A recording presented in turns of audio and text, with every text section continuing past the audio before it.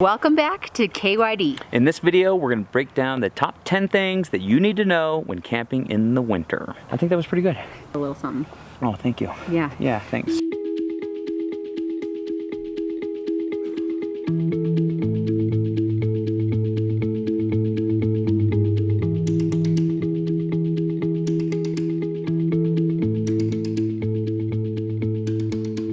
In this video, we are not going to sugarcoat winter camping. The fact is, everything is a little bit more fatiguing, your trailer's gonna feel a little smaller, and everything you do is going to take more time.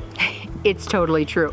But hear us out. If you are ready for a good time, you love skiing, you want to be outdoors, and you want to create some new memories in your RV, winter camping is where it's at. So the first thing we learned is that it's helpful if you stay in one spot for a little bit longer. Yeah, reduce the fatigue by extending the time. That's why we have been at 12 days at Tiger Run RV Resort in Breckenridge, Colorado. Yes. Mind you, the nicest RV resort we've ever stayed at. But this way, all the ideas that we're gonna share with you today, you only have to do once per your visit. So let's just dive in. One and done. One and done. So now let's dive into tip number 1. Propane. Before we left, we upgraded from these 20-pound propane tanks to these 30-pound propane tanks, and the reason they're out is because these were out getting refilled, so now I have these as spares.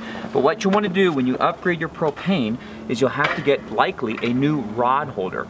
You could buy the whole kit online for $30, and I thought, no way. I went to Home Depot and I got a 3/8 rod threaded all the way down. The advantage to a rod that's threaded all the way down is you can take that little fly nut and go all the way down the tube, and you can secure your 20 pounds or you can secure your 30 pounds. I learned the hard way that the 20-pound refillables through like American Gas and Blue Rhino was a total ripoff.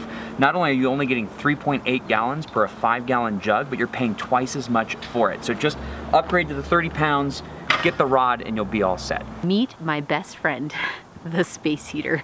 We have a very good relationship. Why? I'm not running through all of our propane, and he's keeping our rig warm. But one very important tip is to place them appropriately in your rig so it doesn't prevent your thermostat from going on, keeping the rig warm, especially your tanks under the underbelly of your rig. Space heaters are great, but what you're going to quickly realize is if you plug one too many into your rig, chances are you're going to trip a fuse. So what we've done is we've run an extension cord through our slide and plugged in directly to the electrical panel. Now, if you're RV camping at an RV resort like we are, your electrical panel is going to become your friend.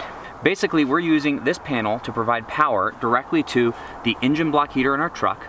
We have a cord running to the space heater under the rig. We've got a cord running to the light that we have in our utility bay, and we are providing power to the heat tape to keep our hose from not freezing. The issue is most electrical panels in our RV park are gonna have one outlet, and this little guy right here isn't gonna fit. So what we bought is this guy. Basically a 3-way outlet with a bit of an extension.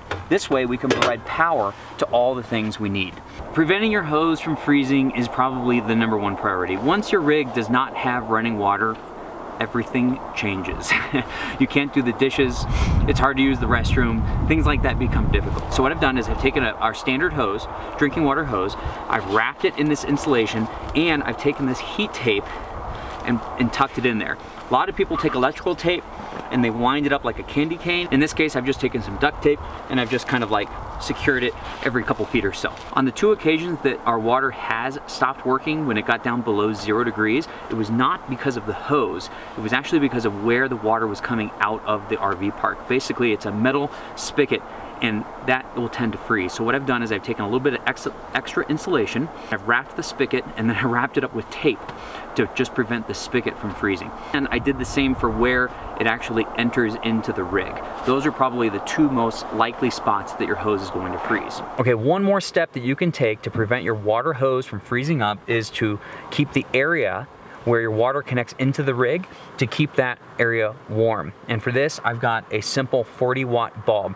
This 40-watt bulb keeps this area about 65 degrees. Just be careful when you're putting a hot bulb into an area like this that you have it correctly mounted. Okay, let's talk about what happens when you don't have time to insulate your hose. And that's why I got this guy. Basically, this is a heated hose from Camco.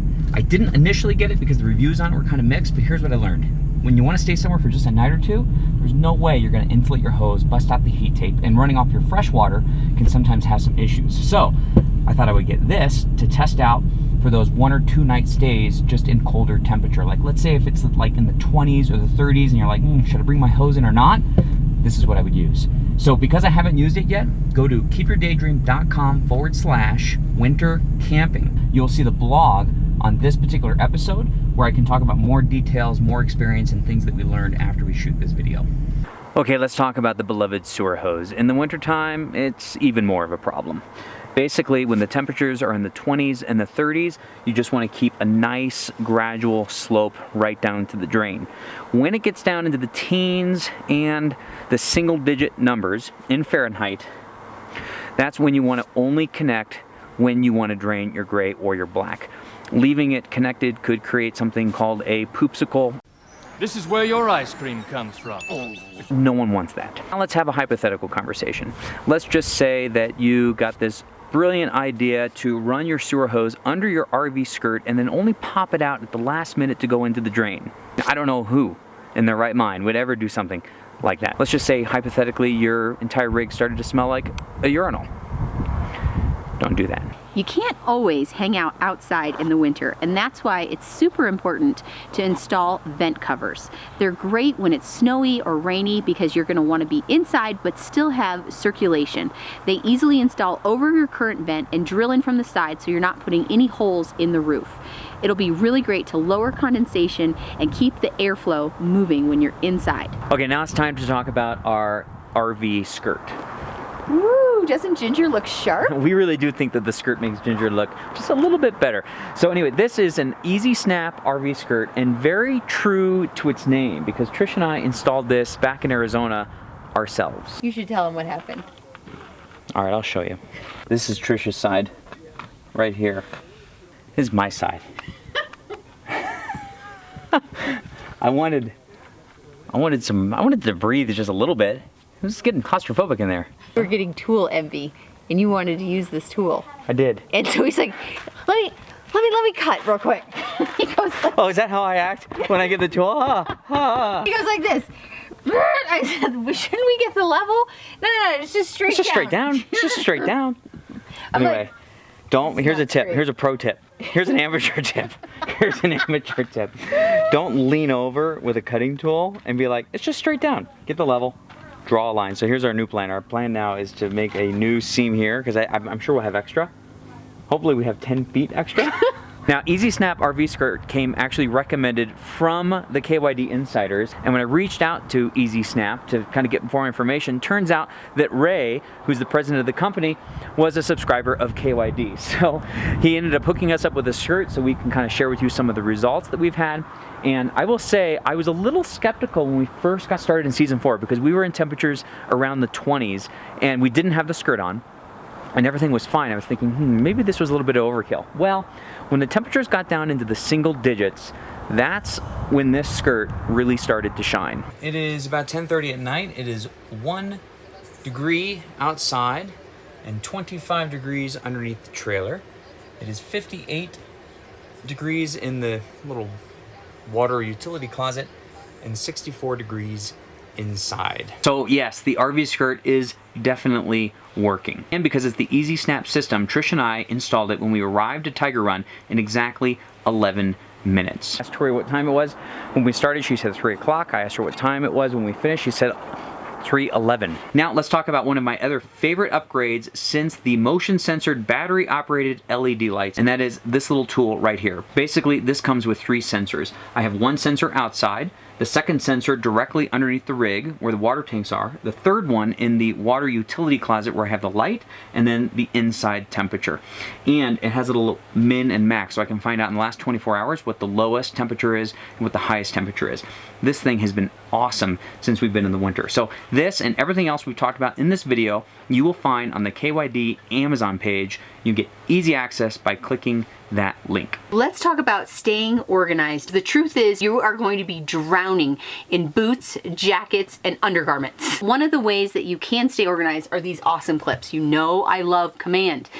We started with these kinds of command strips, but now I've evolved into this kind of a command strip. It has like a little grippy, rubbery top part so that it's easy to hang all your jackets. But having a place to come in and throw all these extra layers is great. Otherwise, they're gonna end up on the beds and in the dining area, and you'll have nowhere to sit. Okay, let's talk about how to keep moisture outside of your rig, starting with a slide topper. We have teamed up with Carefree of Colorado, and they hooked us up with this slide topper that we have absolutely loved. And we cannot wait to share with you the install video that we did with Jared Gillis with All About RVs. Essentially, keeping snow off of your slide is important because if the snow were to freeze up like ice, it's gonna function a little bit differently than water, and the ice can actually go uphill and into spots of your RV that water might not normally penetrate. Not to mention, it's keeping all the debris and the leaves and everything else off of the slide. So we've loved this. Carefree of Colorado has been a pleasure to work with, and there's definitely more information to come on that. Okay, the other area that water can get into the rig is potentially this end cap. We have been struggling with keeping this end cap watertight for a long time. And before we left, we actually teamed up with Cedric and Jackie, who own Visions Mobile RV. They're actually KWD subscribers that we met when we were out at NASCAR.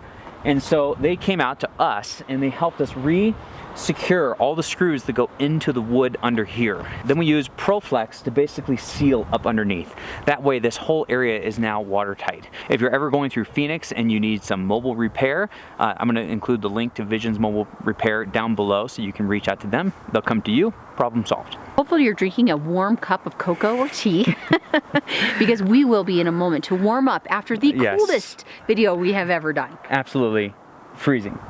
And we're at about 9,500 feet, so we get out of breath talking. Yeah. So there you have it. That's everything we know about winter camping. Actually, that's not entirely true.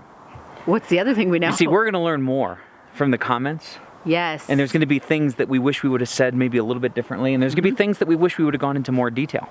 And for that, you can go to keepyourdaydream.com/winter camping. Ooh, and there, nice. We're going to elaborate a little bit further on some topics so that if there's some really great comments and we're like, ooh, that's a good point, we should have mentioned that, we can update this video with some things in writing. So definitely go over there and check it out.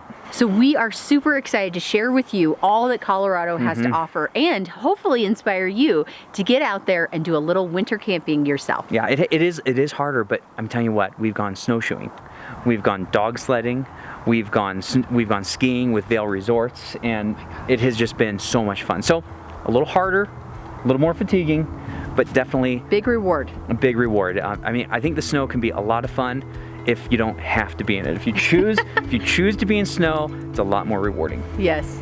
That's it for now, and we'll see you next weekend.